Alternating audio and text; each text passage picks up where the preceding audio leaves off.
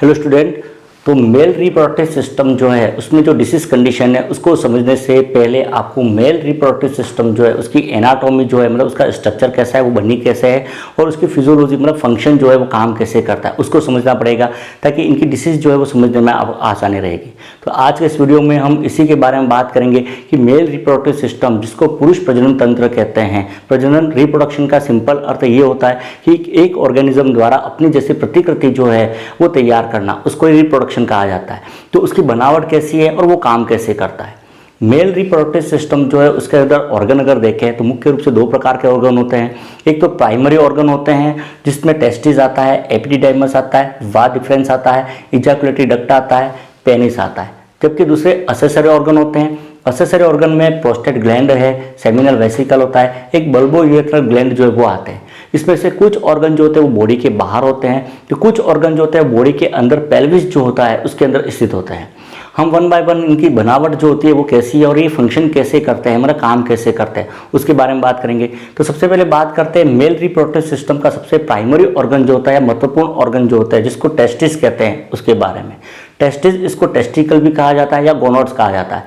ये एक प्रकार की मेल रिप्रोडक्टिव ग्लैंड होती है या फिर सेक्स ग्लैंड होती है। ग्लैंड क्योंकि ये सिक्रेशन का काम करती है। ये एंडोक्राइन और एक्सोक्राइन दोनों प्रकार की ग्लैंड है। एंडोक्राइन क्योंकि ये टेस्टोस्टेरोन हार्मोन रिलीज करती है इसलिए ये एंडोक्राइन है। क्योंकि ये स्पर्म का निर्माण करती है और उसको रिलीज करती है इसलिए एक्सोक्राइन है। तो ये एंडोक्राइन एक्सोक्राइन ग्लैंड के अंतर्गत आएगी।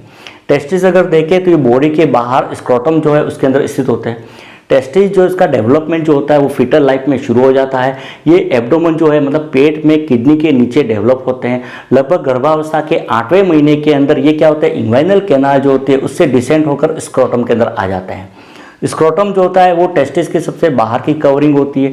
ये स्किन जो है उसकी, कनेक्टिव टिश्यू जो है, इलास्टिक टिश्यू जो है उसकी और मसल्स फाइबर जो है उसकी बनी होती है। ये टेस्टिस जो है उसको प्रोटेक्ट मतलब सुरक्षा देने का काम करती है। साथ ही साथ टेस्टिस जो उसका टेम्परेचर जो है वो भी मेंटेन करने का काम करती है। क्योंकि नॉर्मली टेस्टिस के अंदर जो स्पर्म बनते हैं उसके लिए हमारा जो बॉडी टेम्परेचर जो है उससे 2 डिग्री कम टेम्परेचर की आवश्यकता होती है। तो उसके कारण से टेस्टिस जो होते हैं वो बॉडी से बाहर स्थित होते हैं। लेकिन जब भी एनवायरमेंट के अंदर टेम्परेचर डाउन होगा तो तब क्या होगा कि ये जो स्क्रोटम की मसल जो है वो कॉन्ट्रैक्ट हो जाएगी और कॉन्ट्रैक्ट होकर टेस्टिस जो उसको क्या कर देगी, अपवर्ड कर देगी। अपवर्ड करने के कारण से टेस्टिस बॉडी के कांटेक्ट में आ जाएंगे और उनका जो रिक्वायर्ड टेम्परेचर जो है, जो टेम्परेचर उसको चाहिए वो टेम्परेचर उसको मिल जाएगा।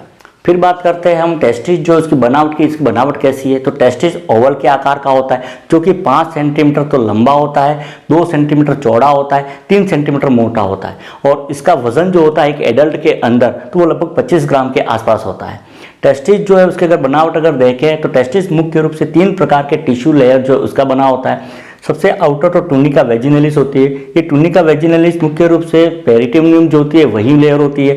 जब एब्डोमेन के अंदर ये डेवलप होते हैं टेस्टिस, उसके बाद डिसेंट होता है तो उसके साथ ये जो पेरिटोनियम जो है वो भी आ जाती है और वही फिर टूनिका वेजिनलिस में बदल जाती है। ये टूनिका वेजिनलिस जो है वो सीरस मेम्ब्रेन होती है जो कि 2 प्रकार की लेयर की बनी होती है। अंदर वाली जो है उसको तो विसरल कहते हैं जो टूनिका एल्बुजिनिया से कनेक्ट होती है। बाहर वाली जो होती है वो पैराइटल होती है जो कि स्क्रोटम जो से कनेक्ट होती है। दोनों के बीच में बहुत ही कम स्पेस होता है जिसमें फ्लूइड होता है। ये मेनली टेस्टिस जो है उसको इंजुरी मतलब चोट जो है उससे सुरक्षा देने का काम करती है। दूसरी जो लेयर होती है वो टूनिका एल्बुजिनिया होती है। टूनिका एल्बुजिनिया जो होती है वो टूनिका वेजिनलिस के नीचे स्थित होती है। ये फाइब्रस टिश्यू बनी होती है और वाइट कलर की होती है। टूनिका एल्बुजिनिया जो होती है उसके अंदर बहुत सारे सेप्टम होते हैं जिसको सेप्टा कहा जाता है और इन सेप्टम के द्वारा इनसाइड जो टेस्टिस होता है वो लोब्स के अंदर डिवाइड होता है। हर टेस्टिस के अंदर 200 से 400 लोब होते हैं और ये सेप्टम जो होते हैं वो पूरे नहीं होते, मतलब आधे अधूरे रहते हैं, बीच बीच में ये आपस में जुड़े रहते हैं। उसके कारण से टेस्टिस के सभी लोब जो होते हैं वो आपस में एक दूसरे से इंटरकनेक्टेड रहते हैं। ईच लोब जो होता है उस लोब के अंदर फिर एक कन्वर्टेड ट्यूब होती है जिसको सेमिनिफेरस ट्यूब्यूल कहा जाता है। ये मुख्य रूप से मेन ट्यूब यही है जिसके अंदर स्पर्म का निर्माण होता है। सेमिनिफेरस ट्यूब्यूल जो होती है वो बहुत ही पतली ट्यूब होती है। इसका अगर क्रॉस सेक्शन अगर देखते हैं तो इसकी जो वाल जो होती है वो जर्मिनल एपिथेलियल सेल जो होती है जिसको स्पर्मेटोजेनिक सेल या जर्म सेल कहते हैं उसकी बनी होती है। साथ ही इसकी वाल जो होती है उसमें सार्टोली सेल रहते हैं। इन्हीं सार्टोली सेल के बीच बीच में जर्मिनल सेल जो होते हैं या जर्म सेल वो स्थित होते हैं। इसके अलावा ट्यूब्यूल के बीच में जो इंटरस्टिशियल स्पेस होता है वहां पर लेडिंग सेल रहते हैं। ये लेडिंग सेल जो होती है वो टेस्टोस्टेरोन हार्मोन जो है उसको सिक्रीट करने का काम करती है। स्पर्म का प्रोडक्शन जो होता है वो इसी स्पर्मेटोजेनिक सेल जो होते हैं उसी से होता है। अलग अलग स्टेज के अंदर इसका डेवलपमेंट होता है। इन स्पर्म जो उसको ये जो सार्टोली सेल जो होती है वो नरिशमेंट करने का काम करती है, जिससे स्पर्म डेवलप हो जाते हैं। उसके बाद ये स्पर्म जो होते हैं वो ये जो ट्यूब जो होते हैं उसके अंदर रिलीज हो जाते हैं। फिर ट्यूब जो है वहाँ से स्पर्म जो होते हैं आगे बढ़ते हैं। ये जो सभी ट्यूब जो होती है सेमिनिफेरस ट्यूब्यूल वो आगे जाके फिर आपस में जुड़ जाती है और जुड़ के फिर रेटी टेस्टिस बनाती है। रेटी टेस्टिस जो होती है वो एक प्रकार से देखा जाए ट्यूब जो होती है उसका एक पूरा नेटवर्क होता है, जो कि टेस्टिस का जो हाइलम जो होता है ये वाला पार्ट वहाँ पर स्थित होते हैं। यही रेटी टेस्टिस जो है वो फिर आगे और ट्यूब जो उससे कनेक्ट होती है जिसको इफ्रेंट डक्ट कहा जाता है। इफ्रेंट डक्ट जो होती है वो फिर एपिडिडाइमस जो है उससे जुड़ी हुई रहती है। एपिडिडाइमस जो होता है वो कन्वल्टेड ट्यूब्यूल का पूरा एक लूप होता है, जिसमें एक तो हेड होता है, बॉडी होती है और टेल होता है। जैसे जैसे टेल की तरफ जाता है इसका जो लूप जो होते हैं कन्वर्जन वो धीरे धीरे कम होते जाते हैं और ये एक सिंगल ट्यूब जो है उससे कनेक्ट हो जाता है। एपिडिडाइमस स्पर्म जो है उसको स्टोर करता है, साथ ही साथ उसको नरिश करने का भी काम करता है।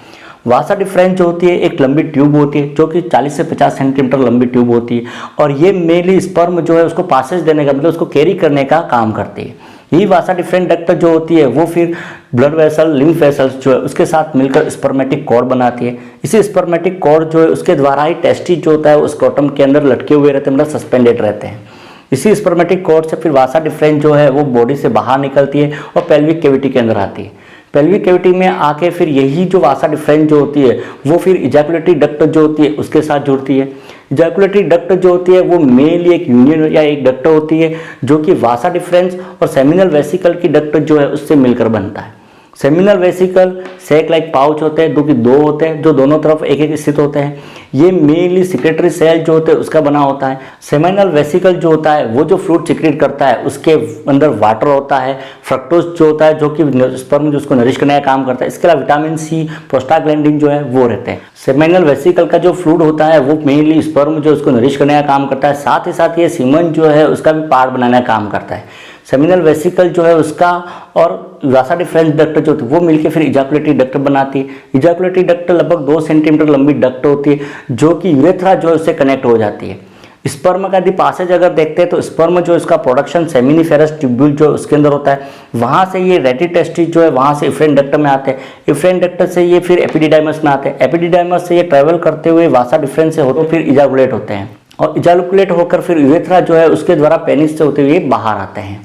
फंक्शन अगर देखिए टेस्टिस के क्या काम करता है तो टेस्टिस का एक काम तो स्पर्म जो इसका निर्माण करने का होता है। स्पर्म का निर्माण जो है वो जर्म सेल जो होता है जिसको स्पर्मेटोजेनिक सेल कहा जाता है उससे होता है। स्पर्म निर्माण करने के लिए एंटीरियर पिट्यूटरी ग्लैंड जो है उससे रिलीज होने वाला हार्मोन होता है फॉलिकल स्टिमुलेटिंग हार्मोन, वो जिम्मेदार होता है। ये हार्मोन आके स्पर्म सेल जो होते हैं जर्म सेल उसको स्टिमुलेट करते हैं। उसके बाद वही सेल जो होती है वो फिर स्पर्म के अंदर डेवलप होते हैं। स्पर्म डेवलप होने के दौरान ये अलग अलग स्टेज के अंदर गुजरते हैं और पूरी तरह से डेवलप होने के बाद वो जो ट्यूब्यूल का जो ल्यूमन जो होता है बीच का भाग उसमें वो रिलीज हो जाते हैं। बीच बीच में सार्टोली सेल जो होती है वो उनको क्या करती है, नरिश करने का काम करती है, साथ ही साथ उनका प्रोटेक्शन करने का काम करती है। टेस्टिस का काम जो है वो टेस्टोस्टेरोन हार्मोन जो है उसको रिलीज करना। तो टेस्टोस्टेरोन हार्मोन जो इसका निर्माण जो है वो लेटिंग सेल जो होती है उसके अंदर होता है और इसको भी स्टिमुलेट जो है वो पिट्यूटरी ग्लैंड जो है इससे रिलीज होने वाला हार्मोन होता है ल्यूटिनाइजिंग हार्मोन, वो आके स्टिमुलेट करता है। उसके बाद ये सेल जो होते हैं वो टेस्टोस्टेरोन जो इसको रिलीज करते हैं। इसके अलावा एंड्रोजन हार्मोन जो है, एस्ट्रोजन हार्मोन, उसका भी कुछ मात्रा में टेस्टिस जो है वो फॉर्मेशन करता है। तो ये तो टेस्टिस जो है उसकी एनाटॉमी और फिजियोलॉजी होगी। दूसरे जो ऑर्गन होते हैं एसेसरी ऑर्गन, वो एक तो प्रोस्टेट ग्लैंड होती है। प्रोस्टेट ग्लैंड अखरोट के आकार की ग्लैंड होती है जो कि यूरिनरी ब्लैडर का नेक जो है वहाँ स्थित होती है और ये जो है वो फ्लूइड रिलीज करती है, प्रोस्टेटिक फ्लूइड रिलीज करती है। ये प्रोस्टेटिक फ्लूइड जो होता है वो मेनली सीमन का कुछ पार्ट बनाती है, साथ ही साथ स्पर्म जो है उसको नरिश करने का काम और इसके अलावा यूरेथ्रा को लुब्रिकेशन का काम करती है। दूसरे जो ग्लैंड होती है वो बल्बो यूरेथ्रल ग्लैंड होती है। बल्बो यूरेथ्रल ग्लैंड जो होती है वो मटर के दाने के समान होती है। जो प्रोस्टेट ग्लैंड जो उसके पोस्टीरियरली स्थित होती है और ये भी मेनली सीमन का कुछ पार्ट जो है वो बनाने का काम करती है, मतलब ये भी सिक्रेट करती है। इसका जो सिक्रेशन होते हैं वो एल्केलाइन होते हैं, वो क्या करती है यूरेथ्रा जो है उसको एल्केलाइन बनाने का काम करती है ताकि एसिडिक माध्यम जो होता है यूरिन का उसके द्वारा स्पर्म जो उसकी डेथ नहीं हो। अगला जो ऑर्गन जो है वो पेनिस होता है। पेनिस इरेक्टाइल टिश्यू का बना हुआ ऑर्गन होता है जो बॉडी के बाहर स्थित होता है। पेनिस जो होता है वो मेनली स्पर्म जो है उसको पासेज देने का काम करता है।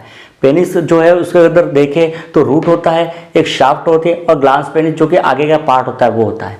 पेनिस जो है उसके अंदर की बनावट अगर देखते हैं तो पेनिस के अंदर 3 प्रकार की ट्यूब होती है। दो तो कॉर्पोरा कैवर्नोसा करके होती है और एक कॉर्पस स्पोंजियोसम करके होती है। इन ट्यूब के अंदर जब ब्लड से फिल हो जाता है तो उसके कारण से पेनिस जो है उसके अंदर इरेक्शन आता है। तो ये था मेल रिप्रोडक्टिव सिस्टम जो है उसकी जो एनाटॉमी मतलब बनावट कैसी है और उसका स्ट्रक्चर जो है वो कैसा बना हुआ है, वो उसके बारे में रिव्यू किया था। इसको डिटेल में यदि आप स्टडी करना चाहते हैं तो कमेंट में दीजिए, इसको हम 1 बाय 1 और ज़्यादा डिटेल में स्टडी करेंगे। अगले वीडियो के अंदर हम मेल रिप्रोडक्टिव सिस्टम जो है उससे रिलेटेड कौन कौन सी इंपॉर्टेंट डिसीज कंडीशन जो है मेडिकल सर्जिकल नर्सिंग के अंदर जो आपको पढ़नी है उसके बारे में बात करेंगे। नेक्स्ट वीडियो में मिलते हैं। नर्सिंग रिलेटेड वीडियो देखने के लिए चैनल को सब्सक्राइब कीजिए। Thank you.